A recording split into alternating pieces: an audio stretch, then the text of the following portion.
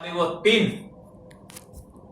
आंदोलन जो सत्याग्रह उसकी आज हम चर्चा करेंगे, जिसका महत्वपूर्ण योगदान गांधी को महात्मा के ट्रांसफॉर्मेशन में हम देखते हैं।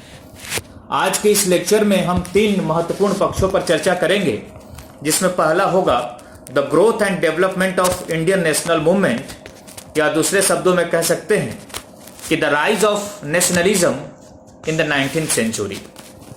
दूसरा जो टॉपिक इसी में जो हम टच करेंगे वो होगा गांधी जब साउथ अफ्रीका में हैं और भारत आने की तैयारी कर रहे हैं, तो the last successful satyagraha that was started by Gandhi in South Africa, that is march to वल्करस्ट।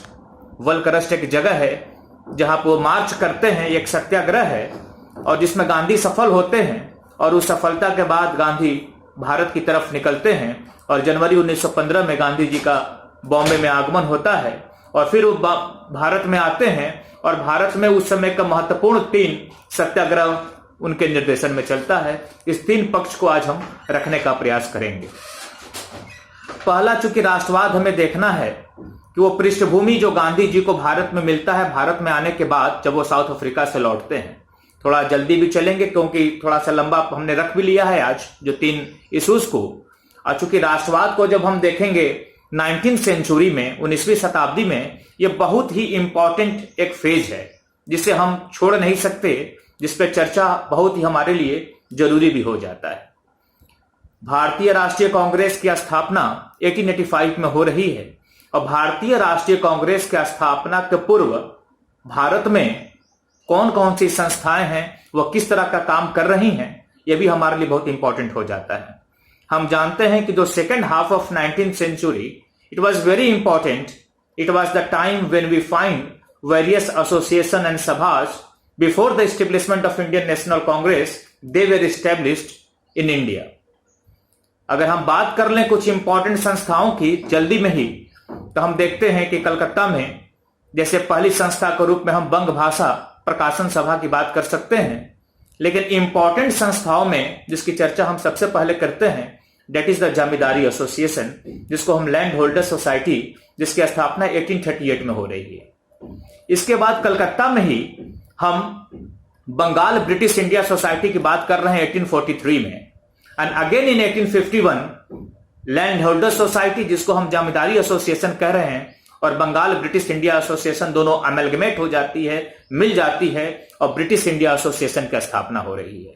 फिर जब हम आगे बढ़ते हैं तो 1875 में we have India League that was established by Shishir Kumar Ghosh, and on 26 July 1876 the most important organisation to be established before the establishment of Indian national Congress was Indian Association established by Surendranath Banerjee and Anand Mohan Bose. तो इस तरह से हम देख रहे हैं कि भारतीय राष्ट्रीय कांग्रेस का स्थापना के पूर्व कई सारी संस्थाएं भारत में स्थापित हो रही हैं, जिनके कुछ कार्य हैं जिस पर हम थोड़ा सा प्रकाश डालने का प्रयास भी करेंगे। उसी तरह बॉम्बे में अगर हम आते हैं तो बॉम्बे में भी है बॉम्बे एसोसिएशन एस्टैब्लिश्ड इन 1852। फिर बॉम्बे प्रेसिडेंसी एसोसिएशन की स्थापना 1885 में हो रही है, and the most important personalities to be associated with this association आप जानते भी होंगे, उसमें फिरोज शाह मेहता हैं, केटी तेलंग हैं, बदरुद्दीन तैयब जी हैं। इसके अलावा पूना सार्वजनिक सभा है जो महादेव गोविंद रनाडे और कई लोग उससे संबंधित रहे। उसी प्रकार मद्रास में हम मद्रास नेटिव एसोसिएशन की चर्चा कर सकते हैं, जिससे जीएल चेट्टी संबंधित हैं, और बाद में Madras Mahajan Sabha established in 1885 and some of the important personalities like P Anand Charlu was associated with it. अभी तक जो हमने बातें रखी, इससे हमें एक चीज तो समझ में आ गई कि भारतीय राष्ट्रीय कांग्रेस की स्थापना के पूर्व जिन संस्थाओं की बात हम कर रहे हैं दे वेर एस्टैब्लिश्ड, लेकिन उनका नेचर कैसा था, उनके लिमिटेशंस क्या थे, उनके सिग्निफिकेंस क्या थे, that is very important. But when we talk of the limitations there were 3 points जिस पर हम नरेट कर सकते हैं, जिसको आपने देखा भी है। अभी हमने जो बताया कौन कौन सी संस्थाएं हैं और कहां कहां पे वर्क कर रही हैं, आपके दिमाग में एक चीज जरूर उसमें आया होगा, it was locally confined. Locally confined means mainly confined to the major cities of that time like Calcutta, Bombay, Madras, Pune etcetera. में जितनी संस्थाओं की बात हमने किया वो कलकत्ता में स्थापित हो रही हैं, बॉम्बे में हो रही हैं, पुणे में हो रही हैं, मद्रास में हो रही हैं। This means they were locally confined, वो इंपॉर्टेंट सिटीज तक ही सीमित है। ये लिमिटेशंस हैं उसके। और दूसरा उसके limited aim, the second limitations of all this association was limited aim. और लिमिटेड एम इन सेंस जैसे जमींदारी एसोसिएशन है या लैंड होल्डर सोसाइटी है, उसके अपने एम है, वो अपने हितों के लिए वो बना है। फिर बाद में हम देखते हैं कि उसमें थोड़े बदलाव होते हैं और जो चार्टर एक्ट आता है उस पर वो लोग अपने रिफॉर्म्स और गवर्नमेंट से अपनी बातों को रखते हैं। और तीसरा जो उसका जो लिमिटेशंस था that was lack of mass representation. उनके पास मास रिप्रेजेंटेशन नहीं था। The people associated with this sabhas were basically the landlords, they were very rich persons, traders, merchants. ये उसके लिमिटेशंस हैं। और हम देखेंगे कि सारे लिमिटेशंस बाद में जब हम गांधी को देखते हैं, जब गांधी भारत आते हैं तो किस प्रकार जिस लिमिटेशंस की हम बात कर रहे हैं मास रिप्रेजेंटेशन का, यही मास रिप्रेजेंटेशन गांधी की सबसे बड़ी शक्ति के रूप में उभरता है। तो सारी चीजों को चूंकि अभी हम राष्ट्रवाद को उभरने को देख रहे हैं कि भारतीय राष्ट्रीय कांग्रेस से संबंधित होते हैं गांधी जी जब आते हैं भारत में, लेकिन उसके पूर्व की जो संस्थाएं हैं वो क्या हैं और किस प्रकार राष्ट्रवाद के विकास में उनका क्या योगदान है। When we talk of the significance, ऐसा कोई जरूरी नहीं है कि कोई संस्थाएं हैं तो उसके केवल लिमिटेशंस की होंगे, उसके केवल ड्रॉबैक्स ही होंगे, उसमें केवल कमियां ही होंगी, उसमें कहीं ना कहीं उसके सिग्निफिकेंस भी होंगे। And if we talk of the significance, we can find the people, those who were associated with these associations that were established before the establishment of Indian National Congress. वो लोग जो भारतीय राष्ट्रीय कांग्रेस के स्थापित होने के पूर्व इन संस्थाओं से संबंधित थे, अगर वो 1885 तक जीवित रहे तो भारतीय राष्ट्रीय कांग्रेस के सदस्य बने। और आप जानते हैं कि अपने अनुभवों को इन लोगों ने भारतीय राष्ट्रीय कांग्रेस को दिया और एक तरह से रास्ता दिखाया, और कई लोग उसमें भारतीय राष्ट्रीय कांग्रेस के अध्यक्ष भी बनते हैं। Even we can talk of Dada Bhai Nauroji, we can talk of Surendranath Banerjee, we can talk of Badruddin Tayyabji. A lot of persons were there. We can talk of Firoz Shah Mehta. A lot of people were there. We can talk of P. Anand Charlu. इसके अलावा हम कह सकते हैं कि ये छोटी संस्थाएं थीं, लेकिन कहीं ना कहीं थोड़े थोड़े रूप में भारत में राष्ट्रवाद को उभारने में और उसको नेशनल अवेकनिंग को उजागर उसको करने में वो कहीं ना कहीं अपनी भूमिका को निभा रही थी।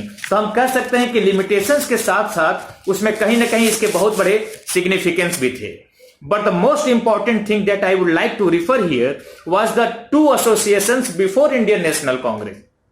First was Indian League in 1875, जिसकी स्थापना शिशिर कुमार घोष कर रहे हैं कलकत्ता में।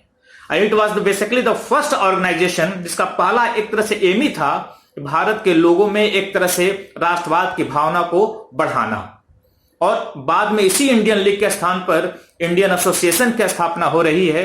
और मुझसे अगर पूछा जाए कि which was the most important organisation that played a very important role before the establishment of Indian national Congress, I will definitely refer to Indian Association of Surendranath Banerjee and Anand Mohan Bose।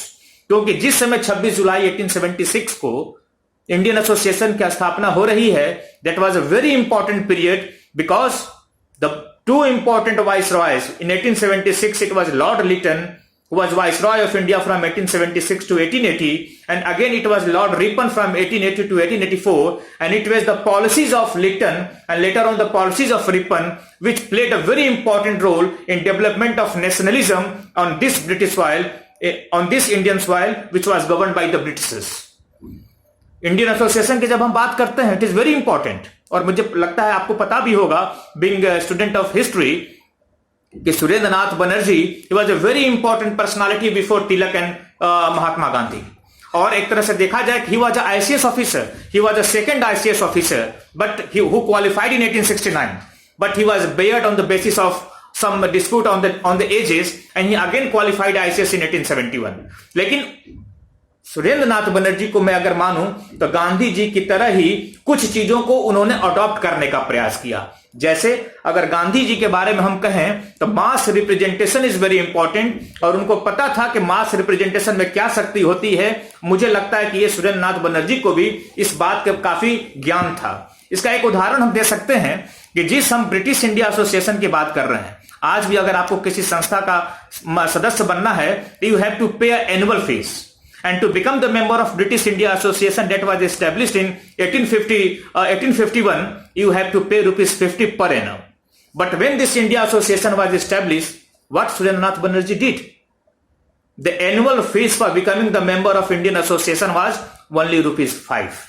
This means उनको पता है कि we have to make the common people या general people या common people the member of Indian Association, उनको बढ़ाना है। और यही कारण है कि जब लॉर्ड लिटन के समय में 1876 में जब इंडियन एसोसिएशन की स्थापना हो रही है, there were some important issues like limit of that is the lowering the ages of appearing for the ICS exam. ICS exam में बैठने का जो 21 वर्ष से 19 वर्ष की आयु कर दी गई, उसको लेकर सुरेंद्रनाथ बनर्जी ने संपूर्ण भारत में एक तरह से दौरा किया और तीव्र वेग से दौरा किया। भारतीयों को बताया कि जानबूझकर किया जा रहा है। It all led to the rise of nationalism in India. There were many more issues like vernacular press act pass हुआ 1878 में, आप जानते होंगे। Arms act was there in 1878, लाया गया लॉर्ड लिटन के द्वारा। ग्रैंड दरबार का आयोजन किया जा रहा है नई दिल्ली में 1 जनवरी 1877 को। All these were the important issues that were put forward by Surendranath Banerjee in his paper Bengali and through his association Indian Association। और एक तरह से कह सकते हैं कि गांधी के पहले तिलक और तिलक के पहले सुरेंद्रनाथ बनर्जी ने इस मुद्दे को किस तरह से उठाया। बाद में हम देखेंगे कि इन सारी चीजों का यूज गांधी जब भारत आते हैं या साउथ अफ्रीका में बहुत सारे चीजों को अपने पॉलिसीज में वो अडॉप्ट करते हैं। This are all very important things that need to be mention.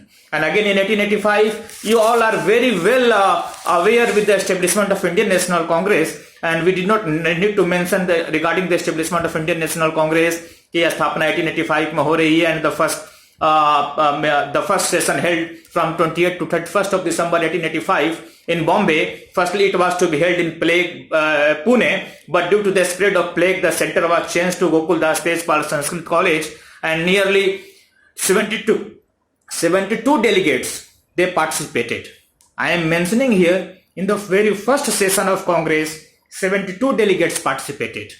And when Gandhi arrived in India in 1915, and when he participated in 1916 session of Congress, that was very important, क्योंकि मैं जानबूझ के इस बात को बोल रहा हूं क्योंकि 1916 कांग्रेस सेशन जो लखनऊ में हो रहा है, that is very important for the Champaran movement, क्योंकि चंपारण की कहानी वहीं लिखी जा रही है और गांधी जी को चंपारण के बारे में जो जानकारी हो रही है वो लखनऊ सेशन में हो रही है और उसमें 2300 डेलीगेट्स पूरे भारत से आए हुए थे। दिस मीन्स कि Indian national Congress was rising day by day और उसमें कुछ न कुछ बदलाव हमें दिखाई दे रहे हैं।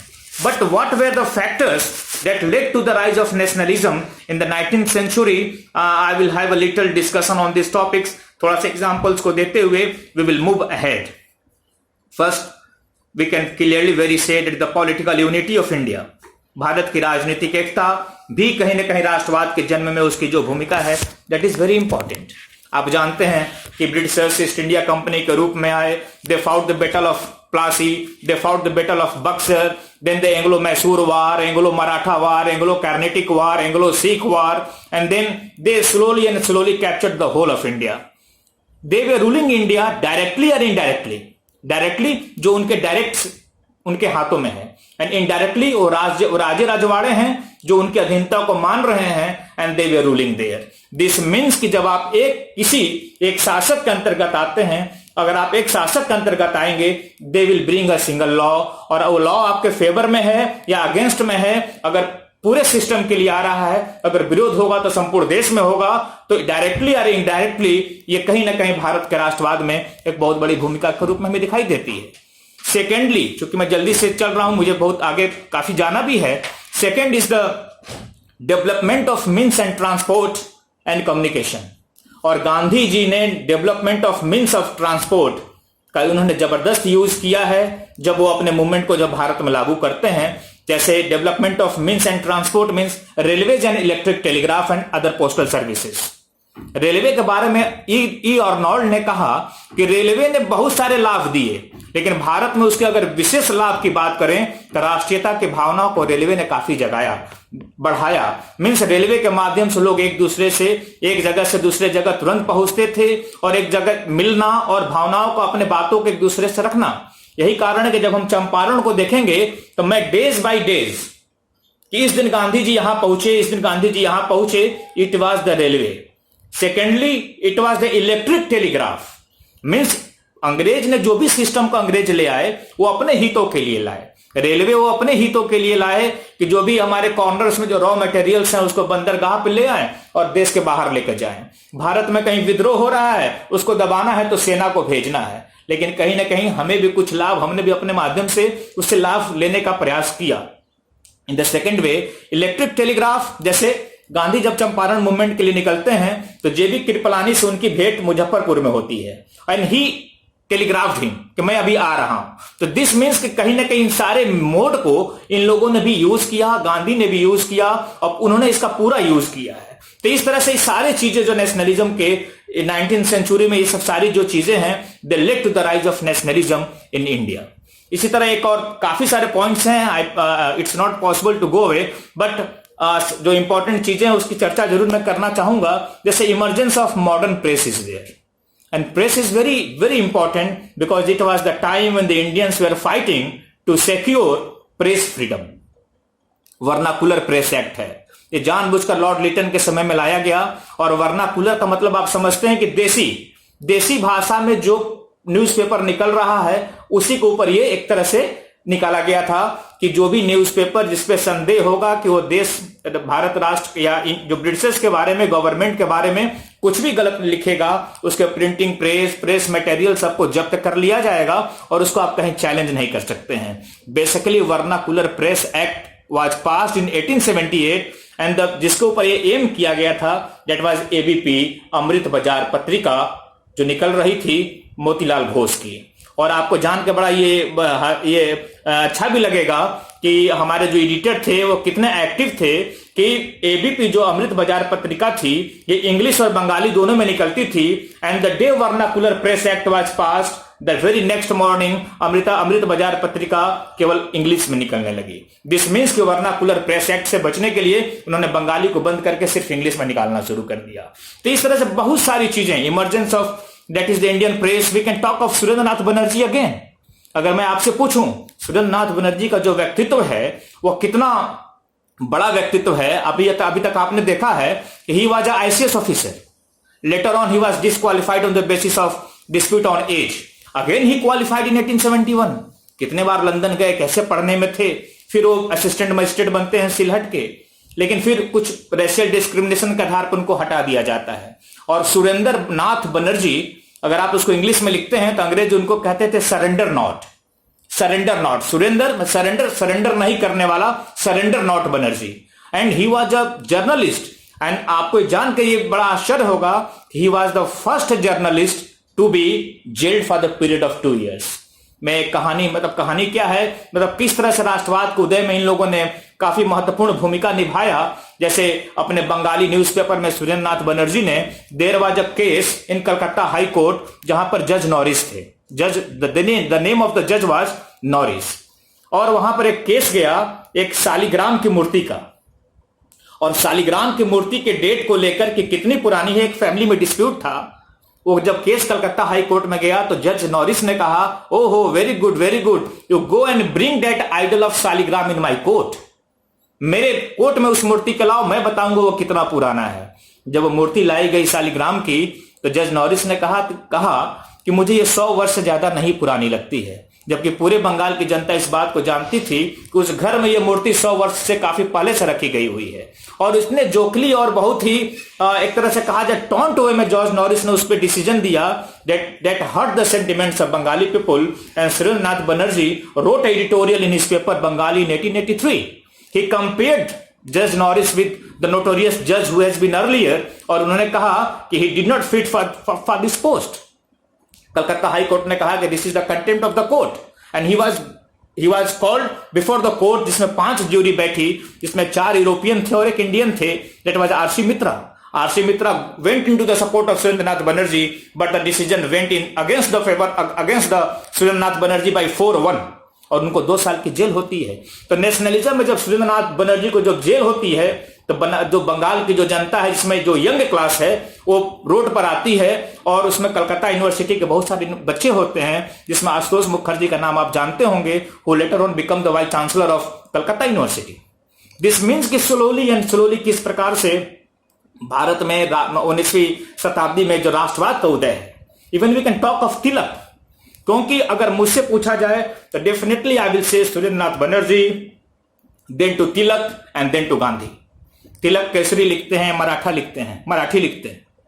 केसरी वो मराठी में लिखते हैं, मराठा वो इंग्लिश में लिखते हैं। और जब अपने भावनाओं को लिखते हैं तो किस तरह से अपनी लेखनी से राष्ट्रवाद को बढ़ाने में उनकी जो भूमिका है, जिसमें लिखते हैं कि शिवाजी आते हैं, शिवाजी इज डेड, बट वो लिखते हैं कि शिवाजी आते हैं और देखते हैं अरे ये क्या है, alas what is this, the English people are ruining this country, they are taking the wealth from our country, और वो भी हिंसा से लेकर जा रहे हैं। What the leaders of this country are doing, they are simply sitting on the chess board, सिर्फ चेस बोर्ड पर रखे हुए हैं, जैसे लग रहा है कि केवल उन्हें सिर्फ हाथ से हटाया जा रहा है। What the people and what the leaders of this country are doing. This way we can say emergence of modern press this played a very important role in the development of nationalism in India. In the same way, मैं बहुत deep में नहीं जाऊंगा, समय की कमी भी है। Introduction of modern education when the people of India they began to they went विदेश गए, चाहे महात्मा गांधी हो, सुभाष चंद्र बोस हो, अरविंदो घोष हो, वो लोग बाहर गए। जब बाहर भारत में जब पढ़कर आए तो उन्होंने जब फंडामेंटल राइट्स देखा तो यहाँ पे जीरो था। तो कहीं ना कहीं नेशनलिज्म की भावना, उसी तरह से rise of middle class intelligentsia, not to mention here very much, in the same way social cultural religious reform movement and the role of Swami Vivekananda, Dayanand Saraswati and many others. But the important is the economic exploitation which need to be mentioned here.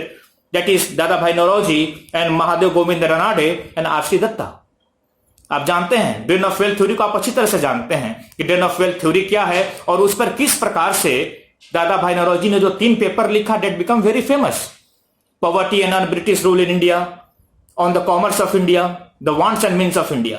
उन्होंने बताया कि भारत का धन विदेशों में बाहर जाता है, फिर वहां से वो ऋण के रूप में आता है, लोन के रूप में आता है, और फिर उस लोन के ऊपर ब्याज लगता है और ये कुचक्र चलता रहता है. वो लिखते हैं कि सारे पापों का ये पाप है, it is the evils of all evils.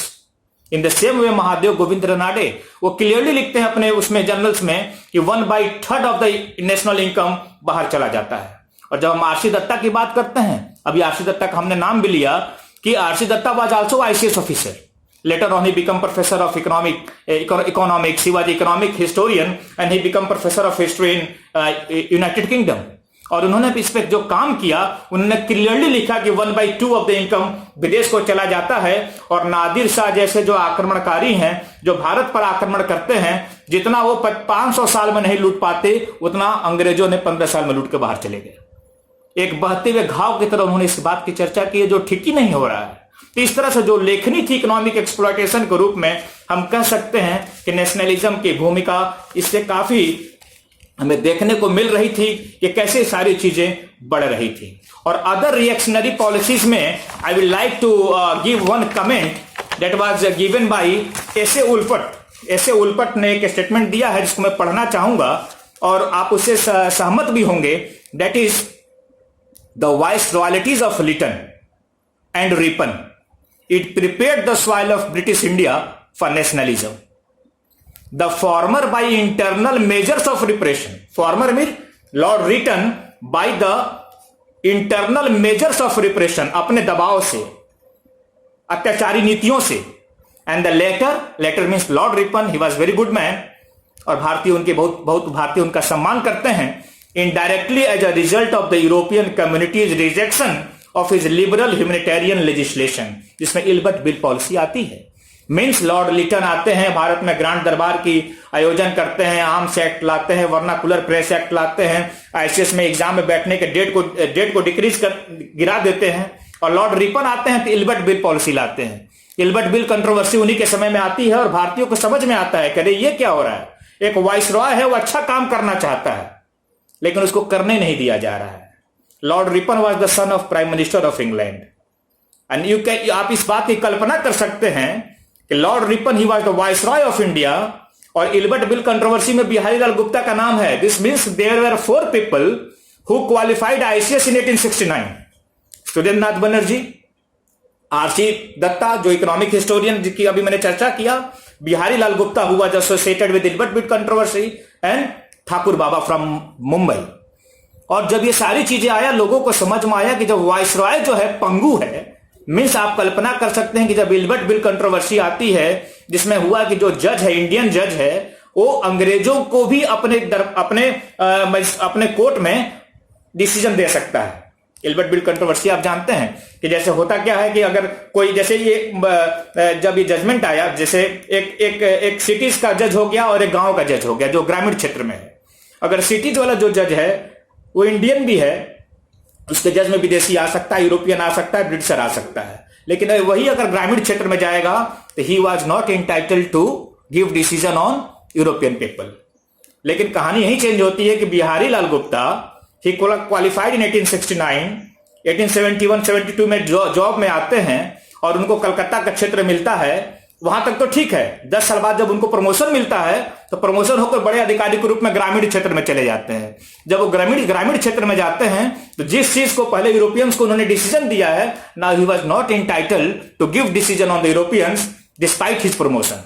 तब वो लिखते हैं कि मेरा प्रमोशन हो गया, मैं बड़ा पदाधिकारी हो गया, लेकिन मेरा कार्य क्षेत्र तो छोटा हो गया। Then Lord Ripon was there, उन्होंने सीपी इल्बर्ट से कहा कि इस पे देखिए, तो सीपी इल्बर्ट ने इल्बर्ट बिल लाया। उन्होंने कहा कि ग्रामीण क्षेत्र में भी जो इंडियन जज है वो जो यूरोपियन के केसेस को देख सकता है। इसको लेकर यूरोपियन बौखला गए, what is this, now the black people will give decision on us. इस तरह से काफी सारी चीजें आ गई और आप कल्पना कर सकते हैं कि भारत के वायसराय का अपहरण करने का प्लान किया गया कि अपहरण करके स्टीमर में बैठाकर देश के बाहर भेज दिया जाए। तो इस तरह से बहुत सारे ऐसे इश्यूज थे जिन्होंने भारत में राष्ट्रवाद के उदय में महत्वपूर्ण भूमिका निभाई। और हम देखेंगे कि आगे आने वाले चरण में 20वीं शताब्दी के प्रथम चरण में, इवन 1905 का जो बंगाल पार्टीशन का मूवमेंट जो हो रहा है, उसके बाद हम गदर का जो मूवमेंट हो रहा है, इवन रेवोल्यूशनरी जो हमारे जो देश के जो क्रांतिकारी थे, कहीं ना कहीं एक तरह से देखा जाए तो राष्ट्रवाद की भूमिका बहुत महत्वपूर्ण हो जाती है। और यही वह समय है जब गांधी जी साउथ अफ्रीका में है। Now I am coming to my second point, जो आज मैं आपसे मैंने कहा कि first the rise of nationalism in India, second Gandhi in his last period in South Africa, जिसमें मैंने मार्च टू वर्ल्ड रस्ट की बात की थी कि 1913 में व्हेन गांधी जी वाज, अब वो तैयारी करते हैं कि भारत चलना है, उसी समय वहां पर दो डिसीजन आते हैं गवर्नमेंट के।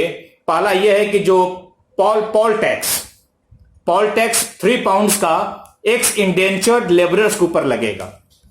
सेकंड क्या आया कि जो भी, that is judgment of the supreme court, कि जिसकी भी शादी क्रिश्चियन राइट से नहीं हुई है, दैट विल बी इनवैलिड। ध्यान दीजिएगा, Gandhi was in South Africa, was planning to come to India. At the same time, there was a decision of the government. First, ex-indentured laborers means जो गिरमिटिया जिसको कहा जाता है, जो भारत से जाकर वहां रह रहे थे, उनको पोल टैक्स देना है 3 पाउंड का। Very good. And second, if this was the judgment of supreme court कि अगर कोई व्यक्ति है जिसकी शादी क्रिश्चियन राइट से नहीं हुई है, वो इनवैलिड होगा। दिस मीन्स कि हिंदू मुस्लिम पारसी जो विवाह है और उससे होने वाले जो इश्यूज हैं वो इनवैलिड हो गए, इलीगल हो गए। ये कहीं ना कहीं महिलाओं के सम्मान की भी बात थी। And Gandhi took the issue. उन्होंने कहा कि कोई भी ऐसा व्यक्ति जो गरीब है, एक्स इंडेंचर्ड इंडियन है, लेबरर है, how can he pay the poll tax of 3 pound and his monthly salary is 10 shillings. 10 shilling means ½ pound per month, और वो 3 पाउंड कहां से देगा। और दूसरा, this was the matter of the dignity of the women, कि कैसे जो है वुमेन का जो इनवैलिड जो रजिस्ट्रार के यहां से आया कि क्रिश्चियन राइट से जो विवाह नहीं हुआ है, उसको आप जो है इनवैलिड कह रहे हैं। Gandhi ji started this, he took this satyagraha, and this was the last satyagraha who what Gandhi started in South Africa, and Gandhi successfully, उन्होंने कहा, जैसे मैं एक एग्जांपल दूंगा, जैसे वर्क, इसको कहा जाता है March two work rust. Work rust is a place in South Africa, और साउथ अफ्रीका का आप उस समय का जब मैप देखेंगे तो वहां पे 2 इंपॉर्टेंट जो उसके अपने स्टेट हैं, एक है नटाल और एक है ट्रांसवाल। और नटाल से अगर आपको ट्रांसवाल में जाना है और ट्रांसवाल से अगर आपको नटाल में आना है, you have to take a permit. Means अगर आपको दिल्ली से नोएडा जाना है तो नोएडा यूपी गवर्नमेंट का पार्ट है और दिल्ली अपना है मान लीजिए, तो उसमें आपको परमिट लेना होगा। तो गांधी की एक स्ट्रेटेजी थी, it was the policy of Gandhi, and we can better see. उन्होंने कहा कि यस, 16 सत्याग्रही को तैयार किया गया। मैं एग्जांपल इंडियन के रूप में दे रहा हूं कि हमें दिल्ली से नोएडा जाना है विदाउट परमिट। उसमें कस्तूरबा गांधी भी थी। 16 लोगों को गिरफ्तार कर लिया गया। जैसे ये लोग नोएडा बॉर्डर पर पहुंचते हैं, क्रॉस करने की कोशिश करते हैं। गांधी तब से ये लोग क्या होता है कि उधर नोएडा से कुछ लोग तैयार हो जाते हैं, इसमें 11 वुमेन होती हैं। वो कहती हैं कि we will go to the Delhi, और वो बॉर्डर को क्रॉस कर जाती हैं और क्रॉस करके जो पहला जो एक तरह से छोटा सा टाउन है, मान लीजिए दिलशाद गार्डन है, वहां पर रुक जाते हैं। वहां पर बहुत सारे इंडियंस हैं, जो तमिल्स हैं, जो वहां पर काम कर रहे हैं, उनको वो परसुएट करती हैं कि आप लोग आइए, हम लोगों की मदद करिए। और जब तक वो लोग गिरफ्तार होती, उनको वापस नोएडा भेजा जाता। सारे वर्कर्स जो जिसको हम दिलशाद गार्डन कर रहे हैं, that is Newcastle in South Africa, and the people road पे चले आते हैं। And it was the time Gandhi went to Newcastle and took the movement in his hand.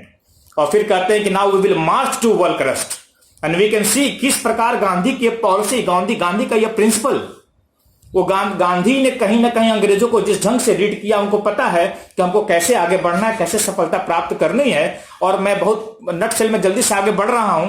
तो मार्च करते हैं। इस मार्च में वो 2 बार गिरफ्तार होते हैं, बेल पर छूटते हैं। तीसरी बार वॉलक्रस्ट में गिरफ्तार होते हैं, जेल जाते हैं।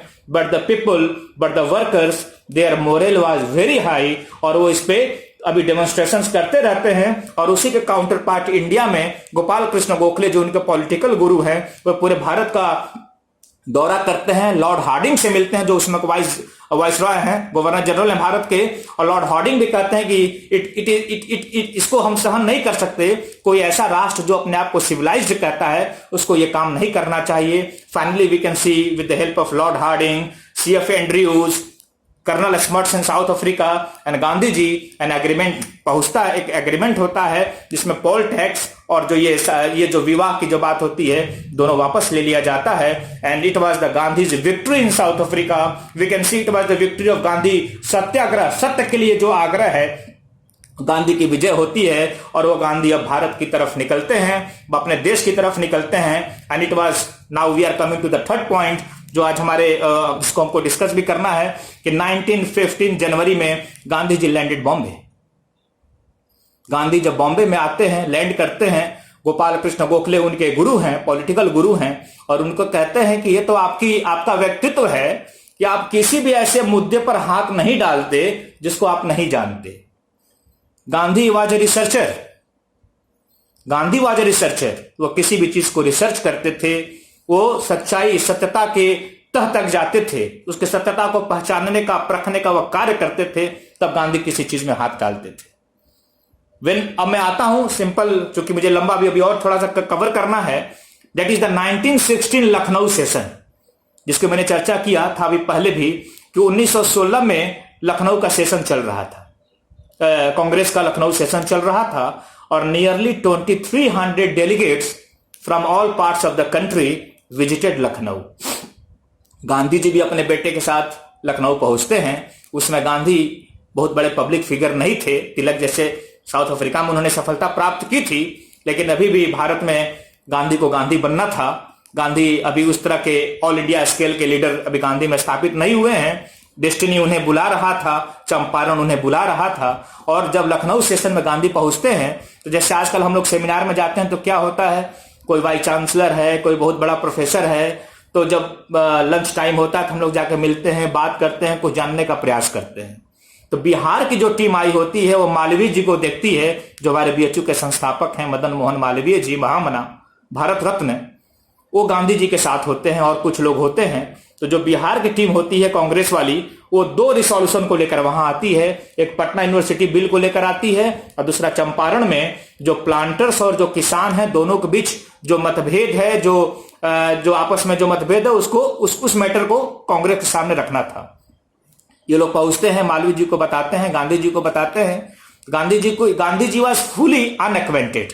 उनको चंपारण के बारे में कोई ज्ञान नहीं था। उन्होंने कहा भी बाद में कि चंपारण कहाँ है, उनको पता भी नहीं था। मालवीय जी को थोड़ी बहुत चंपारण के बारे में पता था कि हाँ, ये मैटर वहां चल रहा है। जब सारी चीजें वहां हो गई, जब कांग्रेस की बैठक शुरू हुई, तो स्टैंडिंग कमेटी के पास जब चंपारण का मुद्दा रखना था, तो बिहार के नेता जो लीडर्स थे, उन्होंने गांधी जी से कहा कि आप हमारे बात को वहां पर रखिए। This was the personality of Gandhi. Gandhi clearly neglected that I didn't know anything about Champaran, how could I say anything about Champaran. मैं चंपारण के बारे में कुछ नहीं जानता। मैं कौन होता हूं चंपारण की बात रखने वाला। बाद में राजकुमार शुक्ला जो फार्मर्स थे, चंपारण से आए हुए थे, उन्होंने वहां पे बात को रखा और कांग्रेस ने कहा कि हम लोग एक जो है कमेटी बनाएं और चंपारण के लोगों का कहीं ना कहीं जो है क्या क्या दिक्कतें हो रही हैं उस पर कमेटी बनाकर काम होना चाहिए। Gandhi was very intelligent. अभी आप आगे देखेंगे कि जब गांधी चंपारण जाते हैं तो वो किस तरह से लखनऊ सेशन के जितने इंसिडेंट्स हो रहे हैं ऑन पेपर, उस पेपर का वो कैसे यूज करते हैं। Gandhi was very intelligent. उसके बाद जब कॉन्फ्रेंस खत्म होती है, सेशन खत्म होता है, तो गांधी लखनऊ से निकलते हैं तो राजेंद्र प्रसाद अपने सत्याग्रह इन चंपारण में लिखते हैं कि कुछ नेता उनके साथ कानपुर तक जाते हैं। लेकिन मैं जब उसको पढ़ा तो मैं इस चीज को मैंने माइंड किया, क्योंकि चूंकि मैं बनारस में हूं और अगर आपको दिल्ली से पटना जाना है, बिहार जाना है, तो जो सबसे चलने वाली जो रूट है that is Delhi Calcutta Allahabad, Delhi Kanpur Allahabad Mughal Sarai, that is Deendayal Upadhyay Nagar now. मतलब लखनऊ बीच में जनरली लंबा रूट पड़ता है।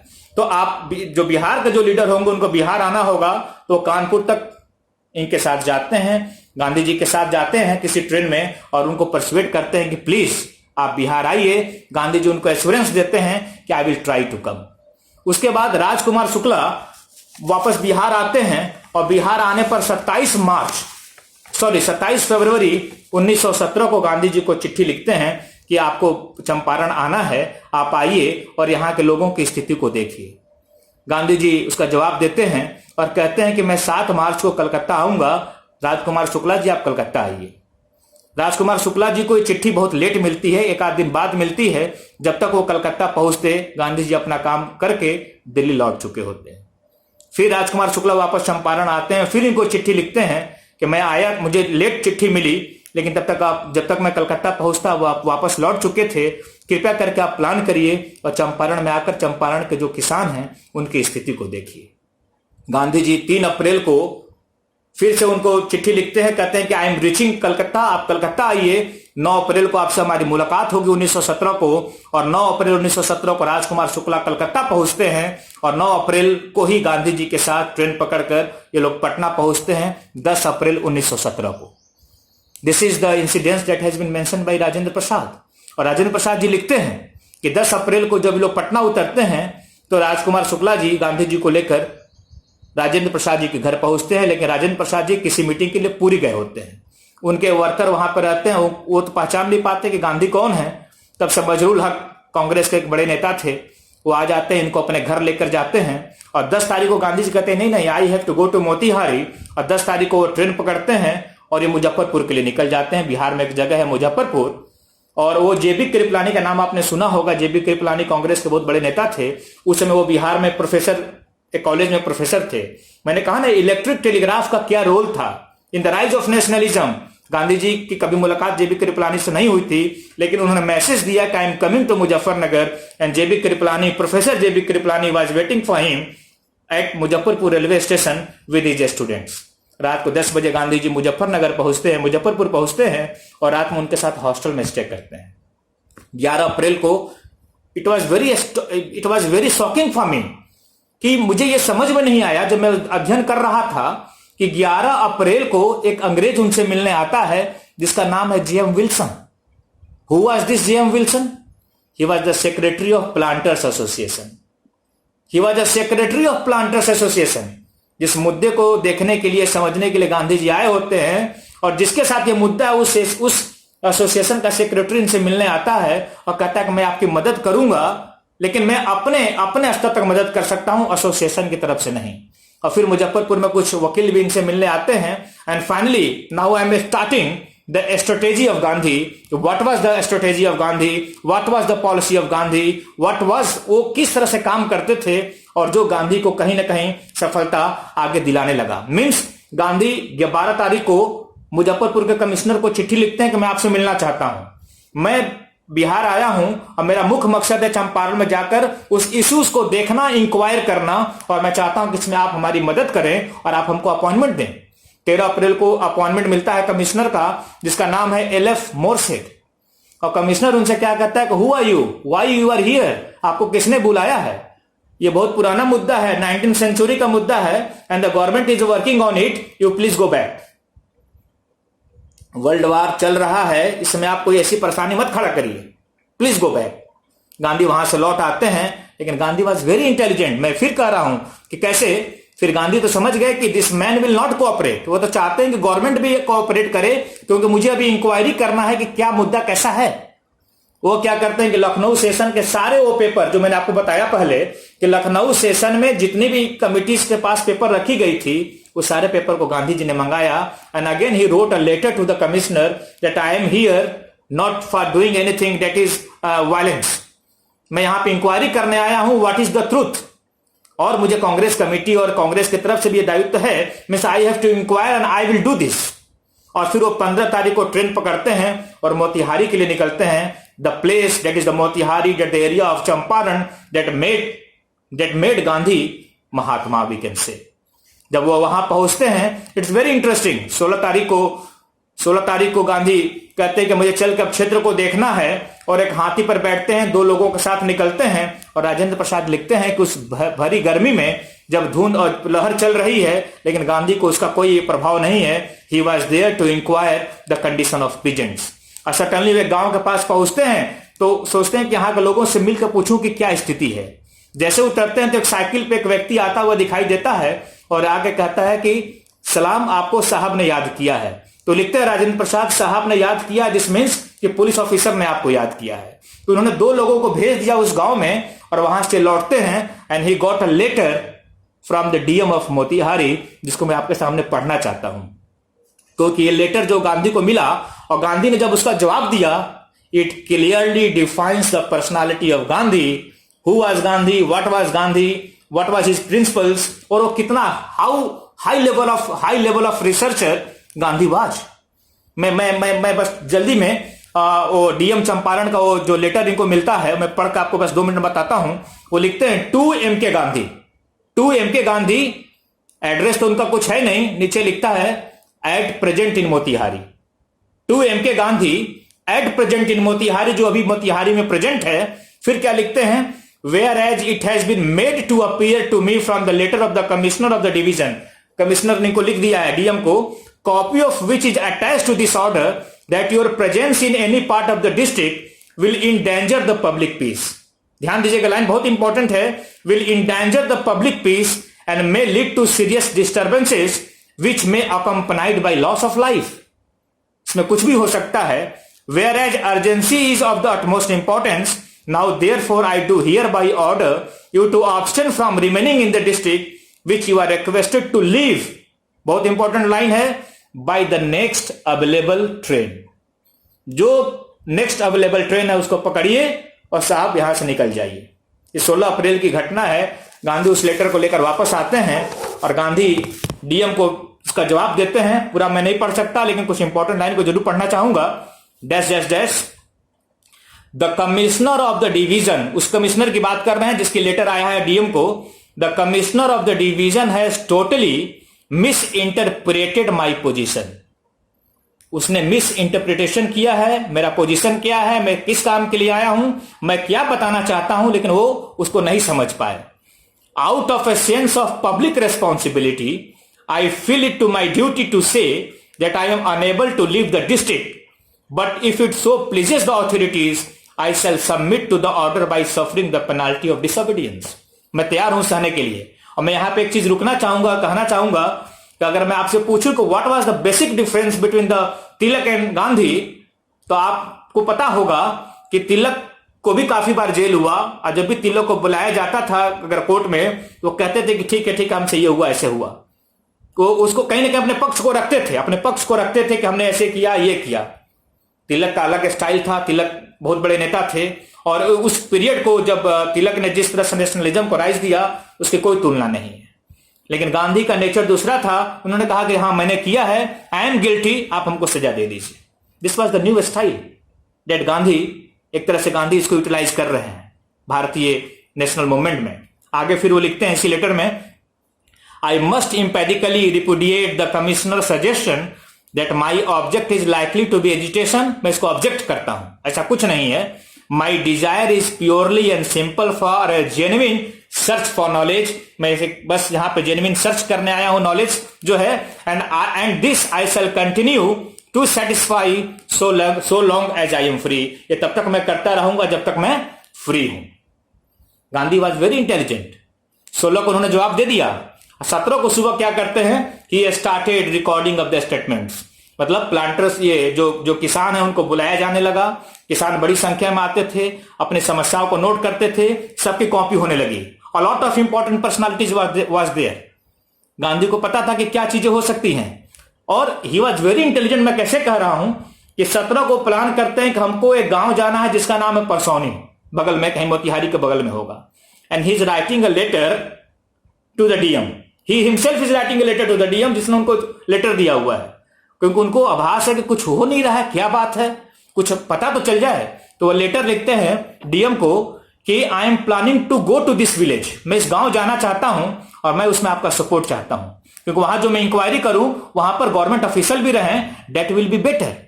लेकिन मुझे जो लगता है कि ये उनको इन्फॉर्म तो करना ही था, वो ये भी जानना चाहते थे कि उनका अगला स्टेप क्या होने वाला है। और जैसे ये लेटर उस वहां पे जाता है डीएम के पास, उनको तुरंत सम्मन मिलता है कि don't move out of Motihari on 18th of April, you have to appear before the court at 12 o'clock। इनको इस बात का तो ज्ञान हो गया कि अब 17 को पता चल गया, लेकिन वो मानते नहीं है। 17 को स्टेटमेंट ऑफ रिकॉर्ड लिखा जाता है और यहां तुरंत वो फोन करते हैं सीएफ एंड्रयूज को, मैसेज जाता है मदन मोहन मालवीय जी को जाता है, सबको, जो इंपॉर्टेंट जो लीडर्स हैं, to come to the Motihari, जिसमें CF Andrews was very important. And that important date of 18th April जब वो आता है, सब लोग देखने के लिए तैयार होते हैं कि होना क्या है। यहां पे मैं आपको फिर एक चीज बताना चाहूंगा, that was a very memorable day, not only for the Champaran but for the whole of India, because a new type of, we can say, एक वेपन जो गांधी ने शुरू किया, जो साउथ अफ्रीका में किया, वो भारत देखने वाला था। चंपारण का मुद्दा छोटा था, चंपारण जगह छोटा था, लेकिन उसका जो रिजल्ट था, it was, we can say, it was more than a satisfactory, जिसको राजेंद्र प्रसाद ने लिखा है। गांधी एक छोटे चंपारण पे हैं, लेकिन चंपारण ने गांधी को ऑल इंडिया तरह से रिपुटेशन दिया, निश्चय ही ऑल इंडिया रिपुटेशन दिया। और कहीं कहीं कहा जाता है कि it was after this Champaran movement Rabindranath Tagore called him Mahatma. It is controversial, क्योंकि अभी गुजरात हाई कोर्ट में ये मैटर भी था कि किसने कहा, इवन आईसीएचआर और नेशनल आर्काइव्स ने भी रिजेक्ट इस बात को कह दिया, वी हैव नो रिकॉर्ड जहां पर इनको महात्मा रविन्द्रनाथ टैगोर ने कहा है या किसने कहा है। वो बच्चे ने आरटीआई जो किया था, किसी बच्चे ने, लेकिन जो भी है, that is not a issue here. 18th April was a very important date and at 12 o'clock Gandhi went to the court। 2000 के करीब किसान कोर्ट पे पहुंच चुके थे, तोड़फोड़ भी थोड़ी बहुत हो गई, पुलिस फोर्स को बुलाया गया। Gandhi was called to the court and judge was there and it was very interesting। मैं पूरा वो नहीं पढ़ सकता, मैं सिर्फ उसका एक आपको खाका रखना जरूर चाहूंगा कि राजेंद्र प्रसाद लिखते हैं अपने सत्याग्रह इन चंपारण में कि जो सरकारी जो वकील है उसकी आंखें लाल है, क्योंकि वो जानता है कि हमारे सामने एक बहुत बड़ा बैरिस्टर, उसके खिलाफ मुझे बोलना है, जिससे वो काफी पढ़कर आया है। और बहुत इंटरेस्टिंग है, जज कहते हैं कि आपके पास कोई प्लीडर है, तो गांधी कहते हैं नो नन, मेरे पास कोई नहीं। सारे जो किसान है वो परेशान है कि भाई ये तो बहुत बड़े व्यक्ति हैं, इनका बड़ा नाम है, लेकिन तो ऐसे सिंपल बोल गए। तो उन्होंने कहा कि आप कुछ कहना चाहते हैं, तो उन्होंने कहा कि I have a statement, that statement I have sent to the W.B. Heycock, the DM of Motihari. तो जज ने कहा कि वो लेटर मेरे पास नहीं है, वो लेटर आप हमें दीजिए। वो लेटर वो वहां पे देते हैं, फिर बोलते हैं आप कुछ कहना चाहते हैं। तो काफी एक बड़ा उनका स्टेटमेंट है जिसमें वो कहते हैं कि मेरा ऐसा नेचर नहीं है कि मुझे वायलेंस करना है, मैं यहां पर सिर्फ इंक्वायरी करने आया हूं, and that is with the help of the government officials, but that commissioner of Tirhut division, that is Morshead, वो मिस इंटरप्रेट कर गए और उन्होंने लिखा कि I am here for some other thing. उन्होंने इस चीज को लिखा है। तो जज ने कहा कि आपने इतना चीज बोला, आप गिल्टी हैं कि नहीं गिल्टी हैं, आप ये बताइए। तो गांधी जी ने एक शब्द में कहा कि I do not want to waste your time nor mine, I am guilty and whatever you want to give you can give the punishment to me. तो जज कहते हैं कि अगर आप अभी डिसीजन कर लें कि हम मोतिहारी छोड़ देंगे तो आपको छोड़ दिया जाएगा।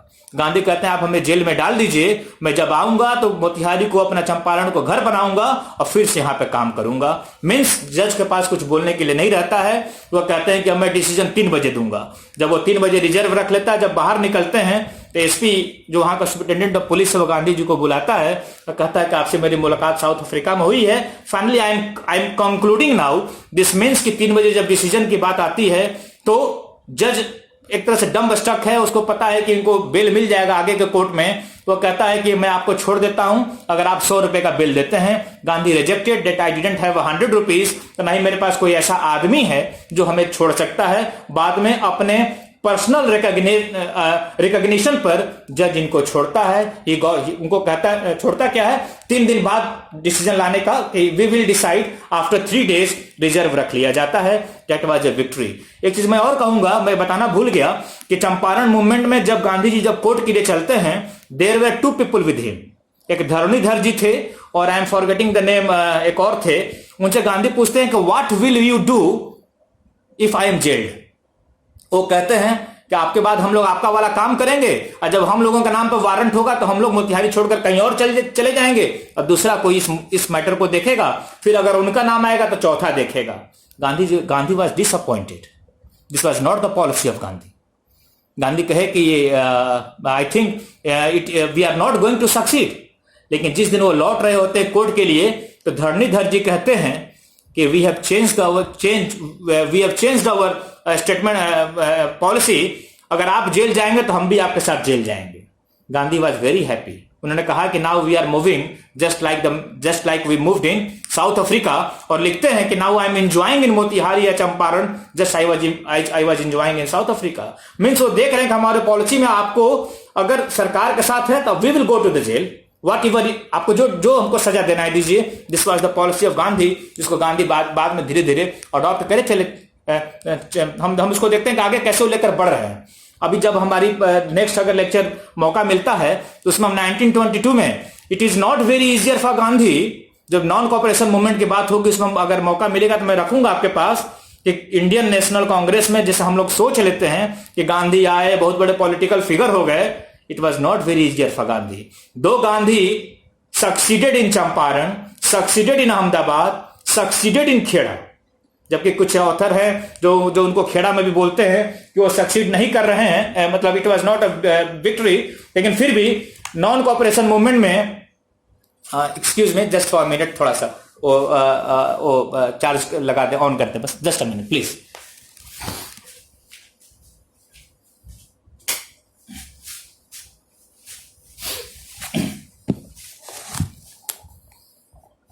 हेलो, हाँ, तो नॉन कॉपरेशन मूवमेंट में हम देखेंगे कि जब कांग्रेस का अधिवेशन, 2 अधिवेशन हो रहा है 1920 में, एक कलकत्ता में अधिवेशन होगा और एक नागपुर में होगा, और दोनों में गांधी को पूरा एक तरह से पसीना बहाना पड़ता है, बिकॉज उनका विरोध भी वहां होता है। Personalities like Chittaranjan Das, personalities like Bipin Chandra Pal, Lala Lajpat Rai, वो विरोध करते हैं, उसमें वोटिंग होता है और उस वोटिंग में ये जीतते हैं। It was not very easy task to start non-cooperation movement. It was after non-cooperation movement, जब उनका थोड़ा सा गिरेगा कद, जब वो चौरी चौरा के बाद, जब लोगों के मन में थोड़ी सी रहेगी कि जब सारी भावनाएं किस तरह से ऊपर चल रही हैं, Gandhi withdraw the non cooperation movement. But later on देखेंगे कि बाद में गांधी का कद कैसे बढ़ता है।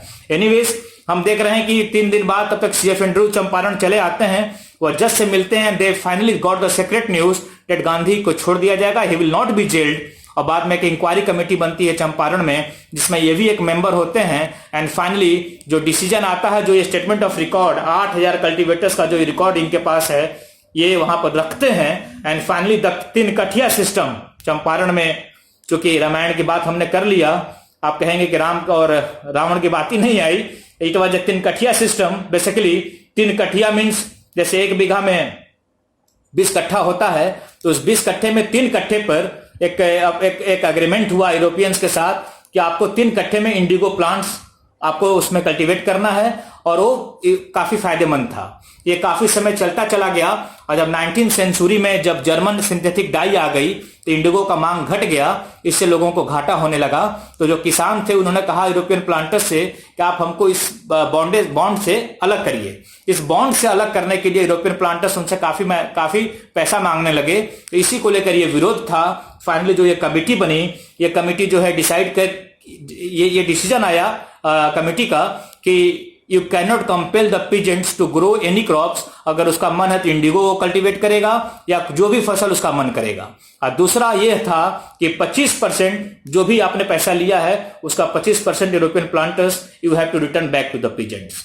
यहां पे भी गांधी जी को कई लोगों ने क्रिटिसाइज किया कि अगर आप चाहते तो पूरे 100% रिफंड की बात करते, लेकिन गांधी ने इसका उत्तर दिया, कहा कि यूरोपियन जो प्लांटर्स हैं ये उनके प्राइड और प्रेस्टीज पर कहीं ना कहीं एक बहुत बड़ा आघात है, and they will leave the Champaran within 10 years, and he was very correct. In the coming very 10 years we can see the European planters they left Champaran. अभी समय है सर ना? तो this way we can see how Champaran it gave all India recognition to Gandhi. And here I will like to give two statements, one by Rajendra Prasad and other by J.M. Brown, that is very important regarding success of Gandhi in Champaran. First, जो राजेंद्र प्रसाद कहते हैं कि the movement had a very limited objective, very correct. जो Champaran movement है उसका objective बहुत limited है, छोटा है, लिमिटेशंस में चल रहा है, and it covered a very small area, बहुत छोटे क्षेत्र को कवर कर रहा है। बिहार के नॉर्थ वेस्टर्न पार्ट में चंपारण का एरिया है जो मोतिहारी का क्षेत्र है, और उस पर भी केवल एक लिमिटेड ऑब्जेक्टिव, मतलब सिर्फ प्लांटर्स और पिजेंट्स का मुद्दा है। लेकिन जो लास्ट लाइन उन्होंने कहा है, even then success was qualified, and this was a success जिसने गांधी को क्वालिफाइड करा दिया, और इट वाज दिस सक्सेस जिसने गांधी को कॉन्फिडेंस दिया गांधी को आगे बढ़ने के लिए। And clearly we can see one thing, जिसको जेएम ब्राउन ने कहा है, एक तरह से मान सकते हैं कि इट वाज अ फर्दर, जो राजेंद्र प्रसाद के स्टेटमेंट को ऐड कर रहा है, इसमें ज्योतित ब्राउन कहते हैं, even though Gandhi had not in 1917 क्या चीज, moved entirely beyond the confines of regional loyalties. Very correct. Even though Gandhi had not in 1917, अभी उनकी इतनी पर्सनालिटी नहीं हुई है, moving entirely beyond the confines of regional loyalties, regional उससे भी आगे नहीं बढ़े हैं, but Champaran did give him an all India public reputation. Clearly 100% it was a satisfactory that कहीं ना कहीं चंपारण ने गांधी को एक ऑल इंडिया रेपुटेशन दिया, क्योंकि सारी लोगों की नजरें 18 अप्रैल 1917 को चंपारण के उस कोर्ट में थी जहां गांधी मजिस्ट्रेट के सामने उपस्थित होते हैं, और यह देखना था, he was there for the sake of his people, he was there for the sake of poor, he was there for the sake of the peasants who were being oppressed by the planters for nearly 70 to 80 years। ऐसा नहीं है, ये जो Champaran movement जो successful हो रहा है, we have indigo revolt in 19th century and indigo commission was commission in 1859।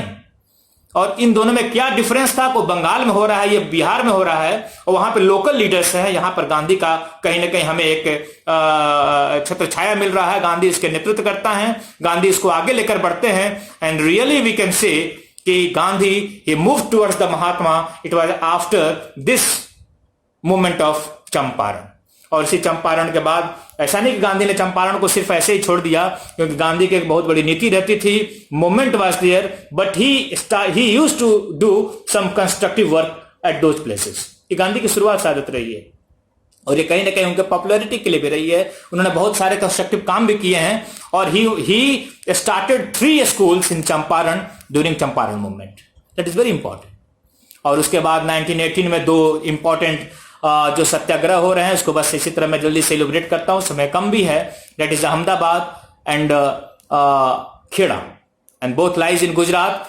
चूंकि एक चीज मैं और आपको यहां कहना चाहूंगा कि तीनों के बाद में उसके सिग्निफिकेंस पे आना चाहता था, लेकिन एक चीज जरूर और है जो मुझे लगा कि गांधी, जैसे एक स्टेटमेंट है, आई एम ज्योतित ब्राउन ने ही, जेएम ब्राउन ने एक सब कॉन्ट्रैक्टर्स शब्द का यूज किया है। सब कॉन्ट्रैक्टर्स किसके लिए, तो राजेंद्र प्रसाद हैं और बिहार के 2 नेता और हैं, उसमें सब कॉन्ट्रैक्टर्स, लेकिन मैं ये सब कॉन्ट्रैक्टर्स में उनके लिए ये काम करते हैं।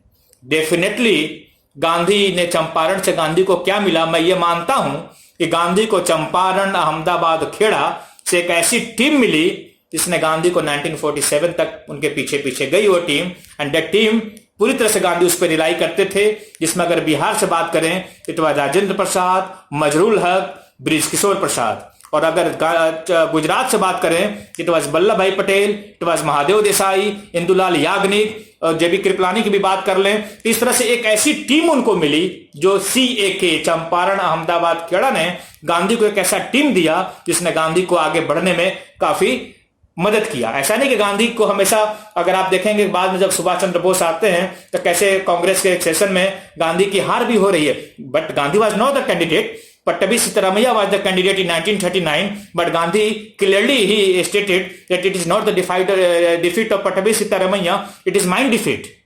अब मैं जब मैं इसका अध्ययन कर रहा था, मेरा अपना पर्सनल ये एक अनुभूति है, एक्सपीरियंस है, मुझे लगा कि जब नॉन कॉपरेशन मूवमेंट की बात जब आई 1922 में, इट वॉज चित्तरंजन दास जिन्होंने गांधी का पूरा विरोध किया। और जिसमें 1920 में जब नॉन कॉपरेशन मूवमेंट आ रहा था, उस समय असम से और बंगाल से कई सारे मेंबर्स को चित्तरंजन दास लेकर आपको कलकत्ता में भी आए हैं और नागपुर में भी आते हैं। दिस मीन्स, जो मेरा अपना पर्सनल जो एक्सपीरियंस है, कि गांधी को कहीं ना कहीं बिहार की जो कांग्रेस की टीम है और बाद में गुजरात की जो कांग्रेस की टीम है, जहां पे उन्होंने अहमदाबाद और खेड़ा का काम किया है, एक ऐसी टीम उन्हें मिली जिसने गांधी को काफी आगे बढ़ाया है। और यही कारण हम देखेंगे कि बाद में सुभाष चंद्र बोस भी हैं। मीन्स कहीं ना कहीं एक तरह से कहा जाए कि बिहार और जो ये गुजरात का जो उनका पहला जो सत्याग्रह है, जिसमें बिहार और गुजरात ही है, और ये उनका फाउंडेशन है, उनका न्यू है। और जितने भी लीडर्स इस मूवमेंट, तीनों मूवमेंट से जो कहीं ना कहीं इनके साथ रहे हैं, whether it be Bihar and whether it be Gujarat, they were very loyal to Gandhi. और उस पर अब आगे चलकर काफी गांधी उनकी मदद से आगे भी बढ़ते हैं। We can come to Ahmedabad. Sir आगे बढ़े कि छोड़ दें? सर नहीं, ऐसा ना हो कि लोग बोर हो रहे हों।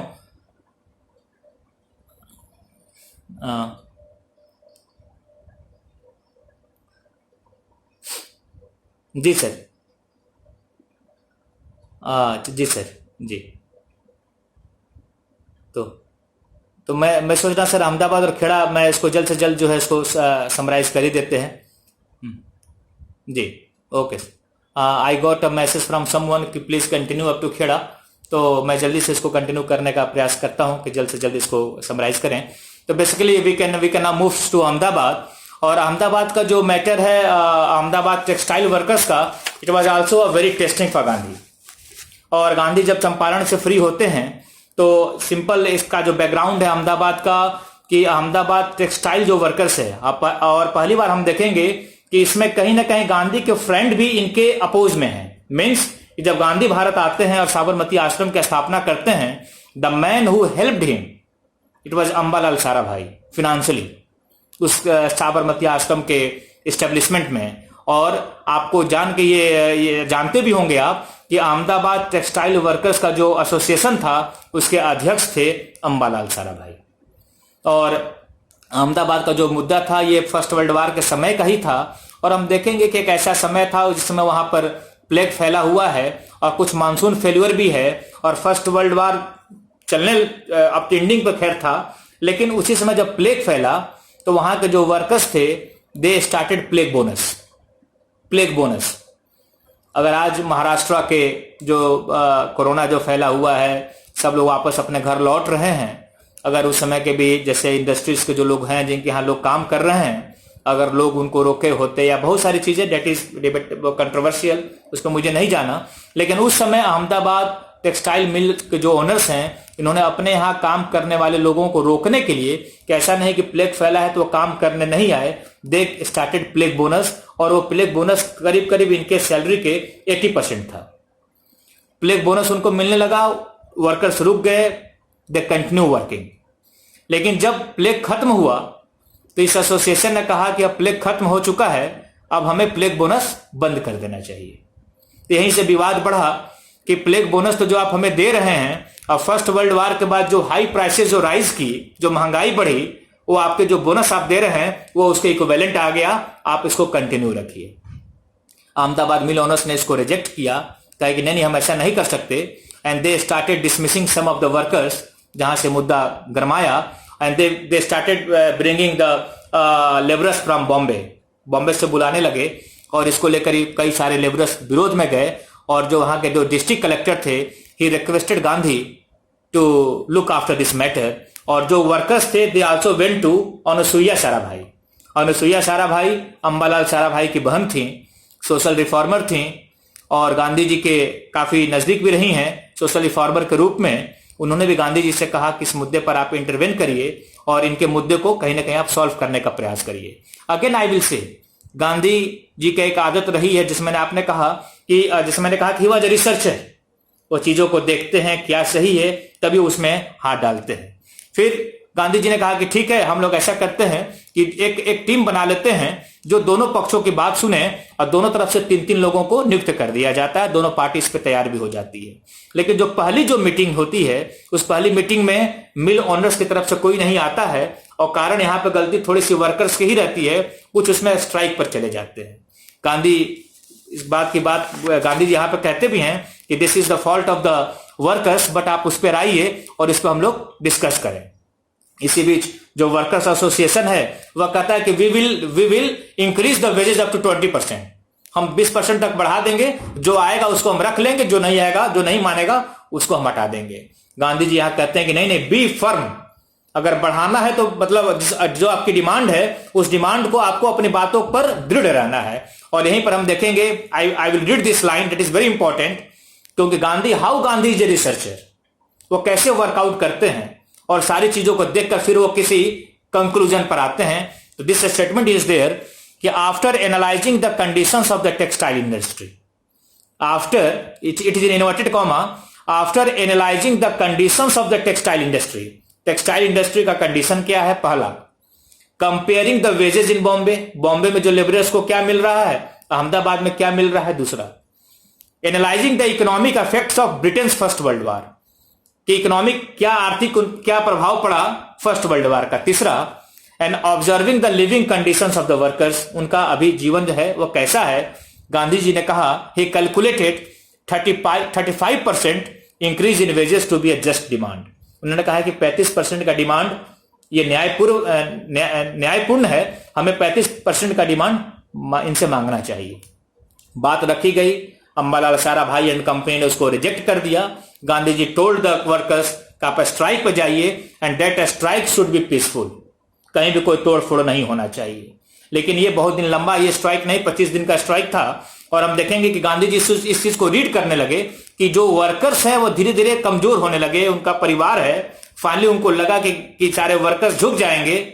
गांधी जी खुद जो हड़ताल पर बैठते हैं and it was the first strike fast unto death. It was the first out of 17th fast जो गांधी ने रखा है वो पहला अहमदाबाद टेक्सटाइल वर्कर्स पे ही होता है और गांधी जी भूख हड़ताल पर चले जाते हैं। फिर समझौता की बात आती है।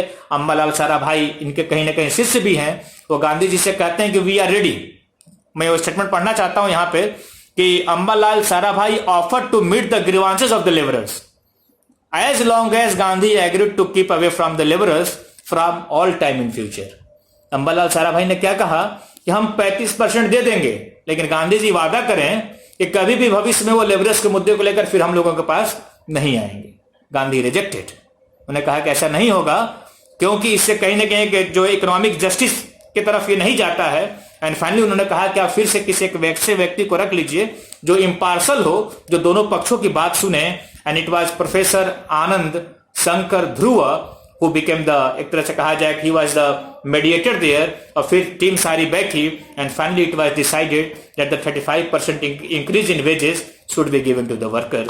This way अपने पॉलिसी से, अपने रणनीति से गांधी किस प्रकार जो है दूसरा भी जो उनके सामने अहमदाबाद जो टेक्सटाइल वर्कर्स का जो इशू आता है ये फाइनली कहीं ना कहीं उसको सॉल्व करने में सफल होते हैं। लेकिन जो तीसरा जो खेड़ा है that is a little bit different, जो आपको भी समझ में आ रहा होगा कैसे। पहला चंपारण का जो मुद्दा है वो किसानों का मुद्दा तो है, लेकिन डायरेक्ट ब्रिटिश गवर्नमेंट से नहीं है, वो प्लांटर्स से है। मतलब बीच में कहीं ना कहीं एक यूरोपियन प्लांटर्स है, भले वो ब्रिटिशर है या यूरोपियन है या उनका पार्ट है, but that is not with direct with the government.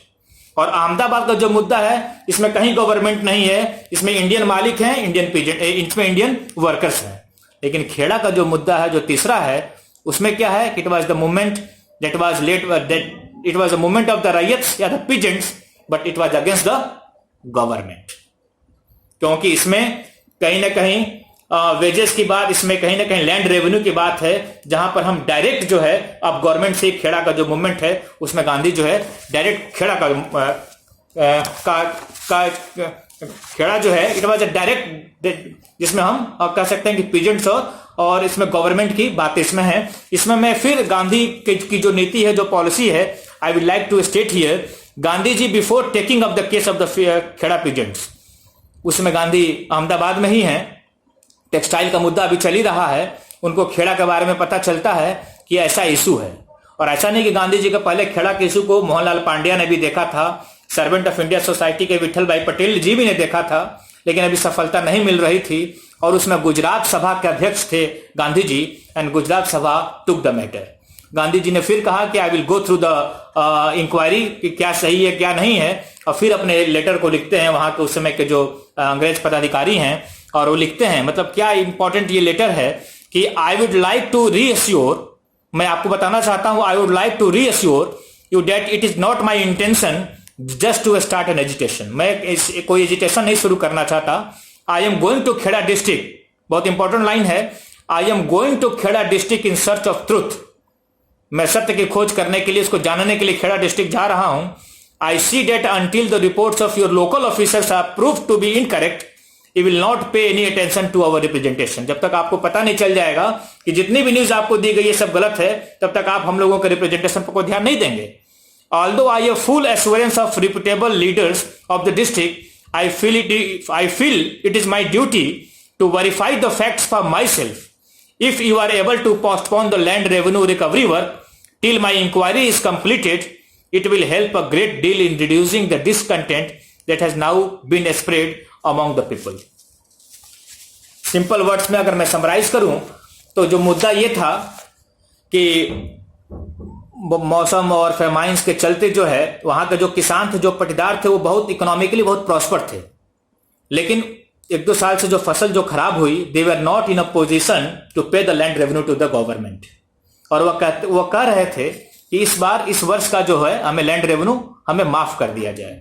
और मैं आपको बता दूं कि एक लैंड रेवेन्यू पॉलिसी थी सरकार ब्रिटिश गवर्नमेंट की ही, कि अगर जो यील्ड होता है, जो उपज होती है, अगर उसका 1/4 से कम होता है तो उस साल का जो लैंड रेवेन्यू है वो माफ कर दिया जाएगा। लेकिन जितनी भी कमेटी बन रही थी, चाहे वो मोहनलाल पांड्या हो, चाहे जितने भी काम किया, चाहे किसान भी कह रहे थे कि हमारा जो यील्ड है वो 25% से कम है, लेकिन वही गांधी जी ने कहा, जो लेटर लिखा, कि जो आपके जो लोकल ऑफिसर्स हैं वो कह रहे हैं कि नहीं नहीं नहीं, it is more than 25%, it is 30%, it is 35%, लेकिन वो क्या ट्रूथ है कि नहीं है ये आपको जानना चाहिए, because the peasants are saying कि ऐसा नहीं है। गांधी जी अब जब खेड़ा जाते हैं उसी समय इंदुलाल याग्निक और वल्लभ भाई पटेल इनको ज्वाइन करते हैं, और फिर चंपारण का वो कहानी दोहराया जाता है, village to village survey start होता है, स्टेटमेंट ऑफ रिकॉर्ड्स स्टार्ट होता है। गांधी जी सबसे एक शपथ पत्र लेते हैं, what new type of we can say, एक हथियार वो शुरू करते हैं। एक चीज मैं यहां और बता दूं कि one difference, that is one thing, कि कहा जा सकता है कि जैसे एक प्रश्न अभी आ गया इसलिए मैं थोड़ा सा रुक गया, there is some Shiv Bharadwaj, वो लिखते हैं कि Gandhi is greatly criticised for withdrawal of movements, sir kindly throw light on this. बात बहुत सही उन्होंने कहा है कि गांधी जी को क्रिटिसाइज किया जाता है, but if I am talking of this movement, Kheda movement, तो आपने सही कहा कि जैसे सुमित सरकार ने भी लिखा है कि it was not we can say, ये इसमें कहीं उनकी जीत तो नहीं है, लेकिन एक स्टेटमेंट है, शायद उससे आप सहमत भी हो, कि मैं उसी पॉइंट पे आ रहा था कि गांधी जी ने एक शपथ लिया था, सबसे भरवाया था कि आप जो है लैंड रेवेन्यू नहीं देंगे, जो गरीब है वो तो देगा नहीं, अगर आप देने के पोजीशन में है तब भी आप नहीं देंगे, अपने पुअर मित्रों के सहायता में। ये तो तय हो गया। इससे क्या हुआ कि अंग्रेज जो अधिकारी थे उन्होंने कन्फिस्केशन शुरू कर दिया, किसी के कैटल को उठा ले जाना, किसी की खड़ी फसल को रोक लेना, तो कहीं ना कहीं परेशानियां बढ़ रही थी, मूवमेंट चल रहा था, किसान परेशान था, त्रस्त था, कमजोर हो रहा था। जो आपने जो स्टेटमेंट दिया, I am coming to that point, certainly from a secret agency we can say, not agency but secret news from somewhere, Gandhi ji को ये पता चला, जिसको मैं पढ़ना चाहूंगा, कि जैसे उनको कमजोरी दिखने लगा, गांधी जी को कहीं ना कहीं एक सीक्रेट इंस्ट्रक्शंस, इनके भी लोग थे, कि मिला कि द गवर्नमेंट ने एक बात कही है कि the revenue should be recovered only from those peasants who could पे। ये तो गांधी जी के शपथ पत्र में था कि जो पे कर सकता है वो भी ना पे करे उनके समर्थन में, अदरवाइज उनके ऊपर दबाव पड़ेगा कि आपका साथी पे कर रहा है and you are not paying. और गांधी ने यह भी कहा था कि जिस दिन इस तरह से चीजें आएंगी, जो पे कर सकता है ही शुड पे, उसको पे करना चाहिए। यही कारण है कि जब उनको एक तरह से, अब चूंकि यह भी पता है कि भाई Gandhi was the leader, Gandhi was representing the people, लेकिन जो फार्मर्स हैं, जो पीजेंट्स हैं, वो कमजोर हो रहे हैं।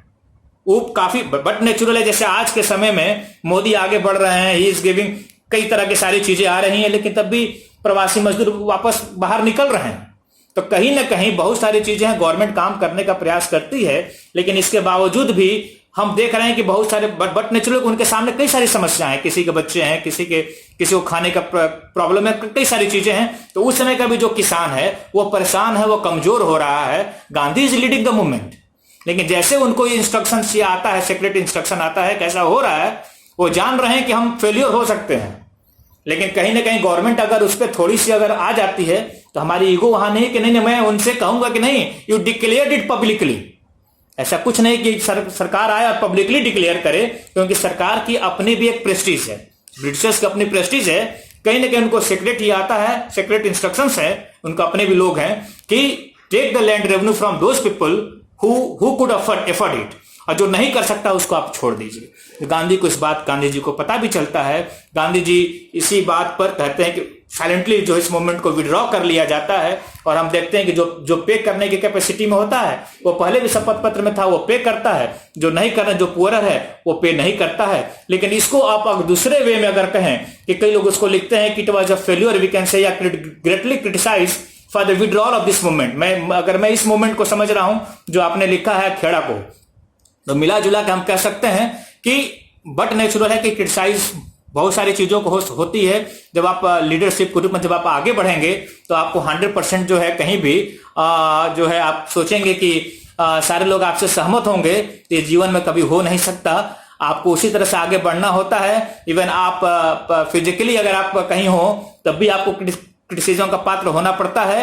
अगर आप शरीर छोड़ देते हैं, अब 20-25 साल 50 साल बाद जैसे आजकल हम लोग डिबेट करते हैं और जवाहरलाल नेहरू और महात्मा गांधी और सुभाष चंद्र बोस और सावरकर जी सबके ऊपर, तो कहीं ना कहीं कंट्रोवर्सी हर जगह रहती है और क्रिटिसिज्म और सभी, this is the part of the history, उसको लेकर चलना चाहिए, कोई बहुत बड़ी बात नहीं है। अगर आप इस विड्रॉल ऑफ मूवमेंट्स की बात कर रहे हैं, अगर विड्रॉल ऑफ नॉन कोऑपरेशन की बात कर रहे हैं, तो जब हम नॉन कोऑपरेशन पर चर्चा करेंगे at that time we will discuss कि why Gandhi is greatly criticise. और वो कहीं ना कहीं विड्रॉल ऑफ मूवमेंट्स अगर नॉन कोऑपरेशन की बात कर रहे हैं तो उसमें तो डायरेक्टली है कि वायलेंस की बात है, and Gandhi totally focus and rely on Satyagraha, on truth and non violence. ठीक है, तो इस तरह से हम अच्छा सॉरी सर, अच्छा नहीं ठीक है सर, ठीक तो जी जी अच्छा जी सर, जी अच्छा नहीं सर, बहुत अच्छा रहा जी सर।